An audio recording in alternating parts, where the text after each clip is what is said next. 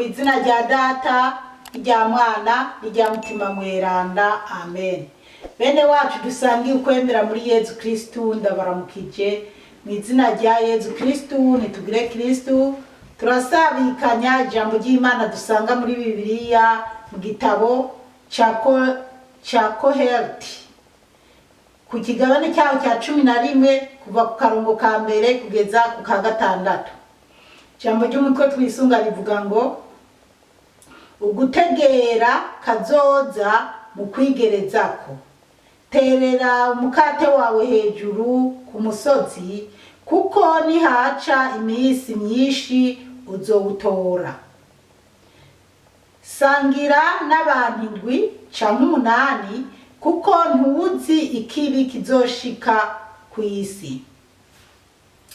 Iyo ibicu byuzuye bisesa imvura ku isi, iyo igiti kiguye mu bumanuko canke mu buraruko, aho ico giti caguye niho kiguma. Uwitwararika umuyaga ntabiba, uwihweza ibicu nawe ntasarura. Kuko ubwawe utazi inzira y'impemu n'ukuntu amagufa yiyunga mu nda y'uwibungenze, niko utamenya n'igikorwa c'Imana yo ikora vyose. Mu gitondo biba imbuto yawe, ku mugoroba naho ntukaruhurire iminwe yawe, kuko ubwawe utazi ikizotungana ari iki canke kiriya, canke ko byombi bizoba byiza co kimwe. Bene wacu muri Yezu Kristu, iri ni ijambo ry'Imana, dushimira Imana, haleluya, amen. Bana b'Imana, amajambo tuzirikana ni mu gitabo cha Koheleti. Ijambo ry'umutwe twisunga rivuga ngo ugutegera kazoza mu kwigerezako. Ugutegera kazoza mu kwigerezako. Iyi nyigisho ndumva irakomeye. Birasaba dusaba Imana iduha ubwenge ukuntu twotegera kazoza kari imbere zacu mu kwigerezako. Twiyumvire mbega mu mwaka uza bizoba bimeze gute, canke ejo bizoba bimeze gute, mu myaka 10 bizoba bimeze gute. Aho rero nitwamara kubitegera, ubwo ubwenge bwacu bushobora kutwereka ibintu dukwiye kubamwo neza. Rero ubwo nitwasoma turaza gusigukirwa neza. Reka turabe akarongo ka mbere karavuga ngo terera umukate wawe hejuru ku musozi kuko nihaca imisi myinshi uzowutora. Ngo terera umukate wawe hejuru ku musozi, ngo nihaca imisi myinshi uzowutora. Ni Imana iduhe kugira ubwenge, kuko nyimba wofata umukate ukawujana ku musozi ukawutererayo, ugavuga uti nihaca ukwezi nzogenda kuwutora, ubwo byoshoboka? Uba waraguye ifira. Ikindi nacyo n'inyoni zirawushaka, canke utubeba two mw'ishamba, canke mbese ntiwofata umukate ngo ujane ku musozi uwushireyo, hanyuma ngo mu mwaka uza canke ejo mu gitondo uzogenda uhasange. Ariko ibi bitubwira iki? Bitubwira ko ziganya, kandi ndumva nitwasoma turabitegera neza gusumba. Zigama. Nyimba ufashe umukate wawe ukawuhereza umuntu runaka, ejo canke hirya y'ejo uzohura n'uwo muntu wawuhaye, nawe waburaniwe aguhe. Kandi si ukuvuga ngo ni umukate, kuko umukate turazi umukate badimba mu cyayi canke dushiramo amavoka, canke umukate nta utazi umukate. Ariko ikintu cyari cyo cyose twumva ko cyo tugirira akamaro turiye, yaba imboga yaba amateke, yaba ibijumbu, yaba amasupageti, zaba inyama, ubwo byose ni urugero baduhaye ko dukwiye gufata umukate wacu tukawuterera ku musozi mu yindi mvugo, tugaha abandi bantu, tugasangira n'abandi bantu. Umukate wanje ndawumanyure, nyimba afise ibihumbi 10, nyimba afise ibihumbi 10, sumisha ibihumbi 2, ibihumbi 8, cyangwa se mfume nziganye ibihumbi 8, ariko ibihumbi 2 n'amaburiburi ndabe abahangayitse nabo ndabahe niko guterera umukate hejuru ku musozi, kuko ejo nawe utazomenya ikizokugirira akamaro, kuko nihaca iminsi myinshi uzowutora, ngo kuko nihaca iminsi myinshi uzowutora. Kuwutora rero nuko kuntu abo wahaye nabo bazokwibuka bakakugirira neza. Ibi mpora ndabishima Imana ko data yari umuntu mwiza, data yarabona uwo ari we wese ahangayitse akamugirira neza.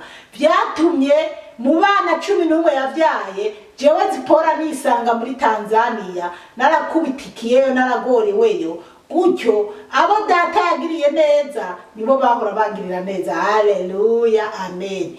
Rero kuko utazi kazoza kawe kejo, ariko abo wabyaye, abuzukuru bawe, mbese ntiduhora twipfuza ko abuzukuru bacu abazodukomoka ko babaho neza. Rero twebwe ababyeyi nitwe ducira inzira abuzukuru n'abuzukuruza bacu. Haleluya. Turabandanya rimwe kabiri haravuga ngo sangira n'abantu 7, kuko ntuzi kibi kizoshika kwisi. Ubwo nyene ibyo nasobanuye sinasaraye, ibyo nasobanuye ni ibinyere bigaruka bigaca byisobanura, kandi ngo sangira n'abantu 7 ngo kuko tutazi canke utazi ejo bizogenda gute, mbega isi izoba igeze je ndagasubiramo kuko aha hantu hankuye pe. Sangira n'abantu 7 kuko ntuzi kibi kizoshika kwisi, kuko ntuzi kibi kizoshika kwisi. Sangira n'abantu 7, ntuzi kibi kizoshika kwisi. Akarorero turi mu reka mvuga akarorero nabonye iwacu twari tumerewe neza, twarajya tukaryama tumerewe neza. Hanyuma umunsi umwe buca twisanga turyamye ahantu mu binombori ku bitandara by'amabuye, turi mu ngorane. Urumva harateye intambara, turahunga tuva mu Burundi tuja mu Rwanda turyama ku misozi ku bitandara by'ibinombe, kandi twaryama ku mamatara, twari mu mazu meza y'amatara.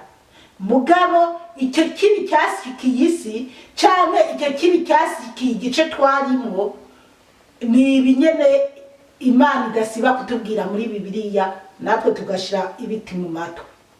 Mugabo hariho rero ababikora neza, bamenya ati kazoza kanje jo nakahe cyangwa umuryango uzonkomokako. Rero nobabwira ati turi muri Tanzania, turi mu Rwanda, nabwo kubera data yagira neza ni byatumye Imana itamuheba. Twarabonye abanyarwanda batwitaho, batugirira neza, ntitwabaye mu nkambi nk'uko abandi bose bagiye mu makambi muri Twaburende n'iki. Hari umunyarwanda yaduhaye ikizu kiwe kiza kinini yari karubaka, gisakaye, kiri ku imiryango. Mugabo amadirisha ntayari, ariko twarapfuka ukuntu, mugabo imiryango yari ko twarugara. Hanyuma nta sima yari irimo neza ngo ibikaziye neza aba ari inzu imaze kugwagwa neza, ariko nayo yari intambwe ikomeye kugira turonka aho hantu. Haleluya. Niyo mpamvu rero Bibiliya tubwira sangira n'abantu 7 cyangwa 8. Nukuri pe, ndazi ko ngaha hari abo hantegera, ariko bana b'Imana mbere mboneho no kubivuga kweri nama nkunda kuvuga, muri benshi muba muvuga ndabafashe, muri benshi mumbwira ibibazo byo mufise canke mu miryango biri mu miryango yanyu, ariko burya nanje iyo mwari muzi ibibazo biri mu muryango wanje canke ibibazo byaje wenyene no mu nzu yanje n'abana banje, mwo bitegereye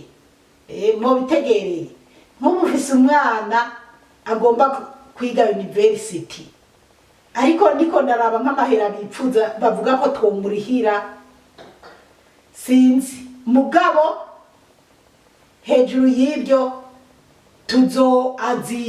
ndazi aziga kumbure azigira ku ideni tuzoze turariha buke buke, hanyuma niyazogera aho agaheza kwiga azokora akazi amahera ariwe.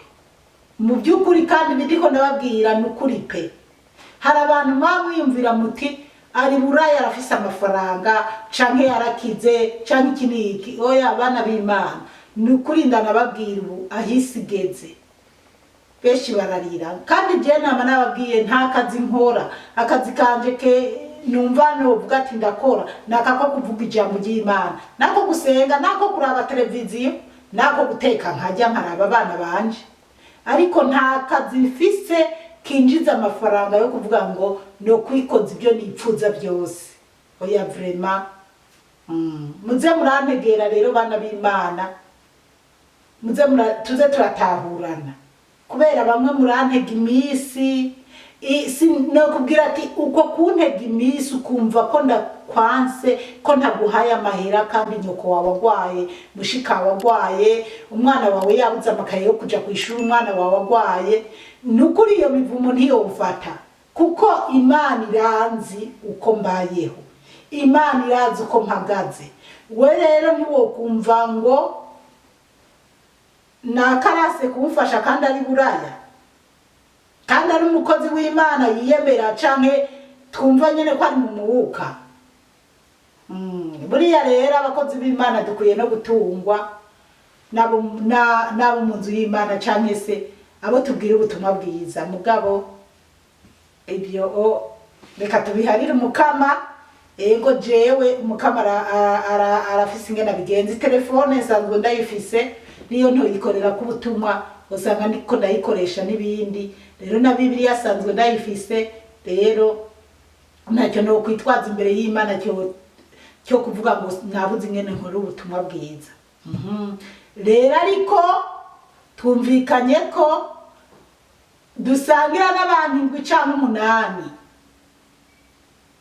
kuko tutazi ejo ingene izo isi zoba imeze, hazotera intambara uhunge, bisabe ko abo wagiriye neza bakugirira neza, kuko ndibuka turi mu Rwanda nabwo twavuyeho hateye intambara, mu Banyarwanda bari baradufashe neza, natwe bamwe twarabafashe neza, twarabagiriye neza, nubwo byaciza bizugumba, ariko twumvise Abanyarwanda nabo bahunze, ibyo twadufise twarabarondera batugiriye neza tukabagirira neza, kandi tutitaye kuri aba batugiriye neza no ku bandi tutatuzi tukabagirira neza.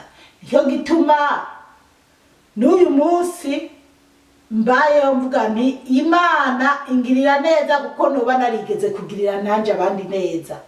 Ndi muri Tanzania narahagorewe, ariko narahura n'abantu babanye na data neza bakangirira neza, kandi nkuko nanje nagize neza, kuko reka ndabaha inkuru ubuhemu. Mu misi yahera umuhungu wanje yaragiye mu Burundi mu myaka 2 iheze, yagiye mu Burundi kandi yumva ko ahunze corona atazonagaruka, yumva ati Jesse shaka kuguma ntego inshinge za corona, shaka gutegwa izo shinge zirica abantu ziragize iki, ubu mpisemo kwitahira mawe, acarataha. Ageze Burundi na madamu wiwe baca barajana, ageze Burundi haraheze imisi, nyuma sinzi ahantu yagiye mu ntara mbere ya Ngozi, ahura n'abantu, hanyuma abo bantu barababwira ati burya uyu n'umuhungu wa mudamu naka. Ni umwana wiwe, n'ikizi ujya mubyeyi yangiriye. Uwo muntu yaciye abishira ku mutima arinumira. Yaragiye agura amasaka abiri y'inkoko, amasaka abiri meza arayikorera, arayajana no muri bene wacu, tinje kurondera wa mwana wa mudamu. Hanyuma baramubwira ati rero abi Bujumbura. Urumva yari yamubonye yumvise inkuru ziwe ari Ngozi, baca baramubwira abi Bujumbura. Aca arabahereza izo nkoko, ndabinginze izi nkoko muze munshirire. Nako yamusanze Ngozi. Hanyuma baramurangira ahantu yarari, aca arazimuha, arabamuhereza ngo mwananje ngo akira, ngo iri ni ibyiza nyoko wawe akora. Basi muhungu wanje araseka, ibikoko bibiri byiza by'ibisage. Muhungu wanje araseka arumirwa ngo ni ibyiza mama wawe akora. Nyuma rero uwo muhungu wanje yarabimbwiye, yaje guca amanuka i Bujumbura, amanuka zimanukanye. Ariko reka tubandanye, karagaciye mu mugabo kugirirane. Ndacyavuga n'ibindi. Ubushize mu kwa gatandatu ngenda mu Burundi, ndumva nagiriwe amahirwe mu kwindwi yo kuja za Muyinga, za Giteranyi, za Kirundo. Bana bima iyo nza kuba afise imodoka nini, nari gusarura nkitonda. Ikindi gihe nagiyeyo nzotwara ikamyo, nzogenda zorondera umushoferi afise ikamyoti njana mu Giteranyi na za Kirundo. Abana cha bakanshira ibitoke, barampekereye ibiyobe, barampaye ibiharage, barampaye amateke, barampaye imyumbati y'imivunde nayiheruka kera. Aho ngeze ndabura aho ndabitwara, nkababwira ati nukuri mumbabarire sinoro mukunda. Bamwe bati jewe udatwaye ibyanje nogwara. Rero kubera iki? Kandi abo n'abantu twabanye muri Tanzania, ndumutware ndimukoseye, abo nagirira neza nibo bambonye bagwa mu kantu. Barameza agiye no kumbona gusa nagize umutima mwiza wo kuja kuyerera muri iyo misozi. Iyi misozi igoye bana b'Imana.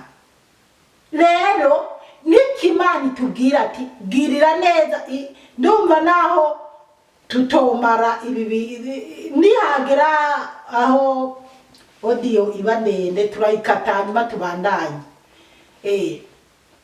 Ariko dusigukigwe neza. Rero aho naca hose nagiye ku isengero yo mu Giteranyi, mu misa utavuga ngo ariyo kwa Mungu, mu misa yo mu gatondo, kuko naba ku isengero yo mu Giteranyi. Mu misa yo mu gatondo nkaza mbona abantu bangwa mu nda. Aho ku isengero yo mu Giteranyi, umunsi umwe mu gitondo ndumva naraharaye kabiri, nyuma atari kabiri, nahasengeye kabiri mu misa yo mu gitondo. Uwundi mubyeyi twabanye mu nkambi ngo yabyutse ijoro aja mu murima wiwe asarura amateke, mu gihe yari asanzwe afise kumbura ibiharage yari yimbuye mu nzu. Yazanye igunira ryuzuye ibiharage n'amateke, arabinzanira. Ndamubwira nti wigoye ibi bintu ni byinshi, ngo nukuri utabitwaye nogwara, ngo nogwara pe. Ngo urabizi twabanye neza, urumva abantu nyene twibaniye neza mu nkambi. Abandi mana umva ndababwire nukuri twige gukora neza, twige gukora neza pe bana b'Imana. Hari abantu benshi nzi ko iyo munyandikiye canke umuntu muri amawodiyo mukumva ibibazo byanyu sinacyo ndabirose nobikorako. Nukuri bamuntahura jende umuntu numva afise uburyo uwo ari we wese nomugirira neza nkamukemurira ikibazo kiwe. Ariko mu by'ukuri nta buryo, kandi ubuhoho ngira n'akariho karazimanganye kubera ibintu byose byarazimbye. uko mubona mu Burundi bimeze niko no ngaha muri Australia bimeze.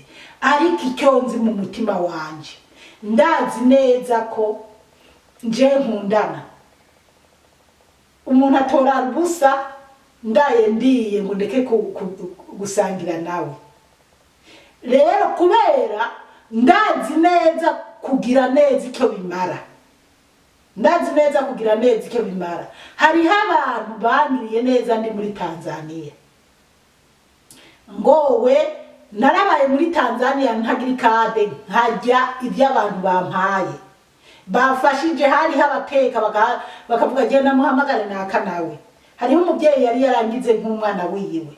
Nk'uwo mu mutima wanje mba numva kuki nabuze ikintu ndamufashije. Je ndagenda muri chapelle gusenga nkabwira Yezu ubu koko ntubona ko nabuze icyo mufashije umuntu nanje yangiriye neza kandi uzi ko ari umutamakazi ageze mu zabukuru adasha Yezu nkatega ibiganza Yezu tiraba uko wogenza.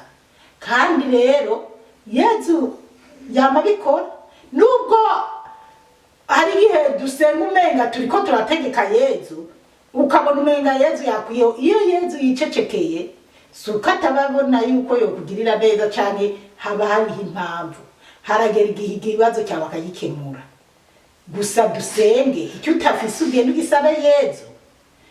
Hari abandi mwana mumbwira ngo nukuri ngo Yezu ngurasenga Yezu ngo wumve icyo akubwira ngo uzurabe ngo nyene wongirira neza. No, isengere nawe.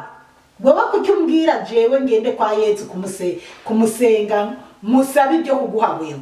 Kubera navuze ati hariho ababyeyi mba ngenda muri chapelle ngenda kwa Yezu kumubwira.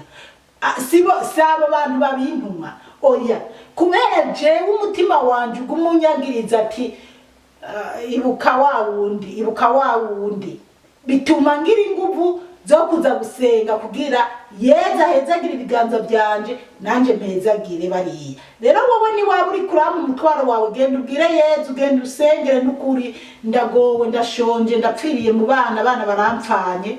Ntabwo jewe ari je noza kubikubwirira Yezu.